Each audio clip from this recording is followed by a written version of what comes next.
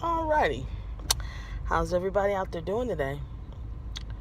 Well, I hope it's fantastic for you. Just speaking, whatever comes up, comes out. Um, I don't know. Catch what just popped in my head was diligence. Diligence. Um, my understanding is diligence is to stay with something, to see it through, to be diligent about something, just pursue it overall. It's not Webster's definition, but it's close enough. I don't know. Too many of us today are not diligent enough with people. Is what I'm saying. We give up on people so fast, and we don't know what God has for us, what our assignment is in that person's life. A kind word, a good gesture, but to be diligent is walking through it with somebody, walking through the tough times with somebody. And too many of us we give up, and I've been guilty of that. Although I am seeing definitely the error in my ways now. I didn't always see it, but I see it now. So I guess the goal is to just stick with something and see it through, all the way through, no matter what it is, because the outcome of that thing is going to be greater than you ever could imagine. And not just on this side. God will reveal it on that side as well.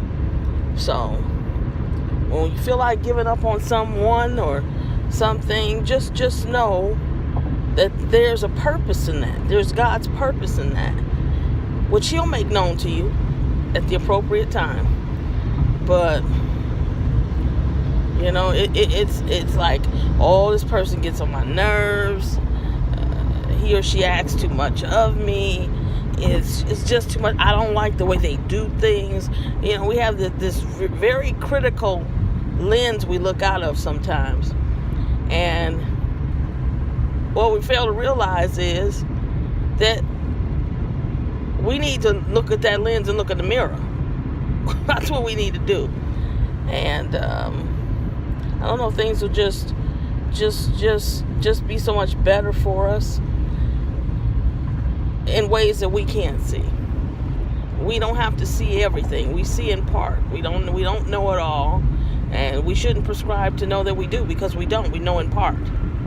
So we're learning. We are a work in progress, and this is our course.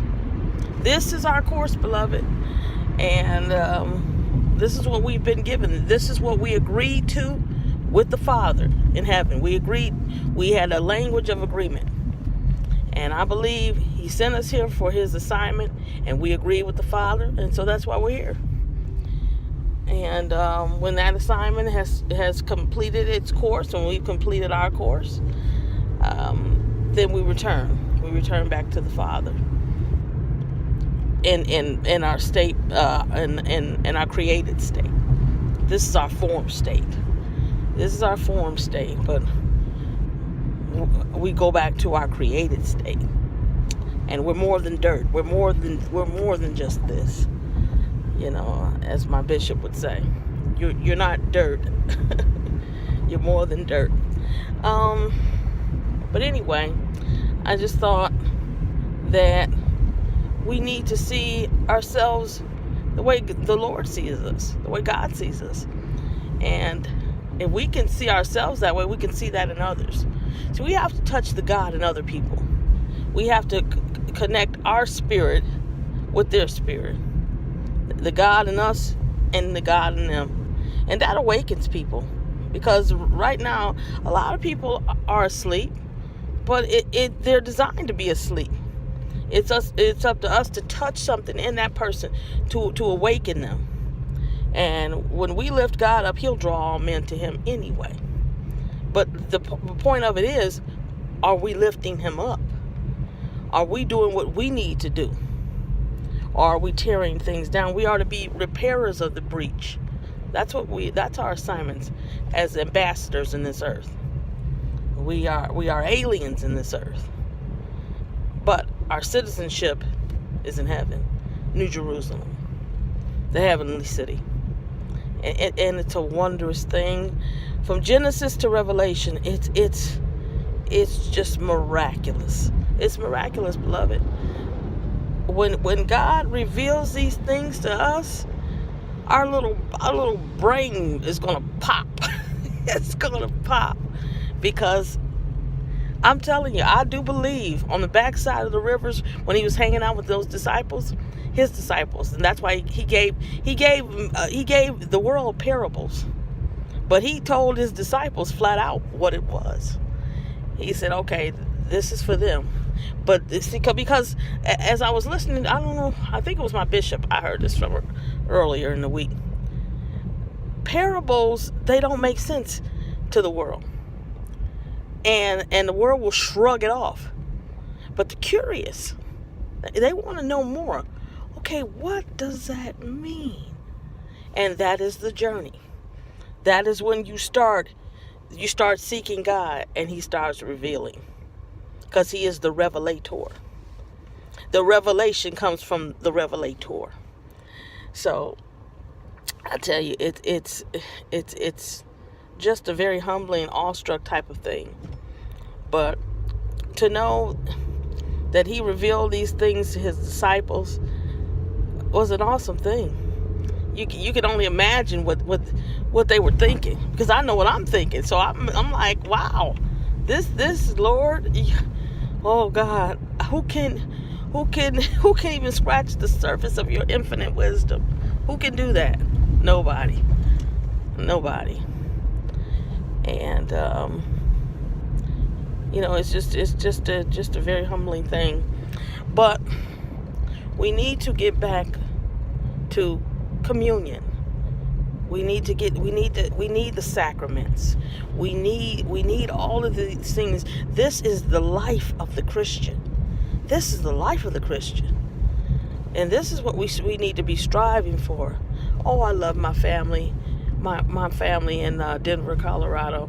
How I love them.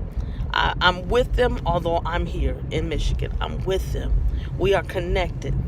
We are connected by the Holy Spirit, by the laying of hands by the apostles. It goes 2,000 years all the way back. I'm telling you, this thing is awesome.